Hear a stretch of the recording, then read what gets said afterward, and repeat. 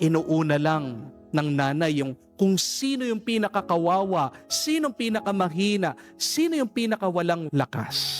Kaya nga, huwag kang magseselos. Kasi kapag hindi ka masyadong tinutulungan ng nanay mo, anong ibig sabihin nun? Kaya mo na, malakas ka.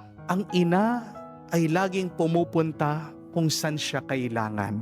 Amen? Kaya nga po, bakit hindi kayo magtataka? Nagpakita si Mama Mary doon sa Guadalupe. Bakit po hindi sa United States? Bakit hindi po sa Japan? Bakit hindi po sa Switzerland? Kasi mas kailangan ang ating mahal na ina doon sa Mexico.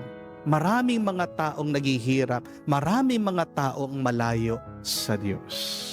At ganyan ang pag-ibig ng Diyos. Yan ang estilo ng langit. Kung saan marami ang nahihirapan, doon siya mas lumalapit. Kung saan merong dilim, doon nagdadala ng liwanag ang Diyos.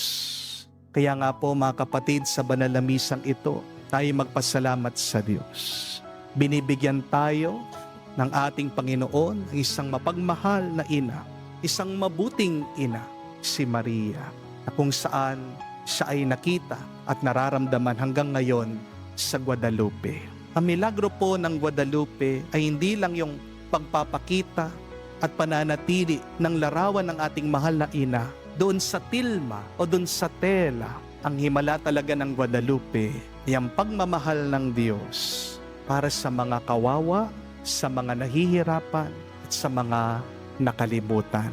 Kaya kung ikaw ay nabibigatan na sa buhay, kung nalulungkot ka, kung nalilito ka sa buhay, ang mabuting balita, malapit na malapit sa iyo ang ating mahal na ina. Pinapaalala niya, binubulong niya sa iyo, sinasabi niya, hindi ba ako naririto para sa iyo?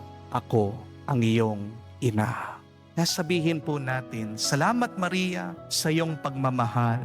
Salamat sa iyong panalangin. Naway mas ilapit mo pa kami kay Kristo, ang aming buhay at buhay na walang hanggan.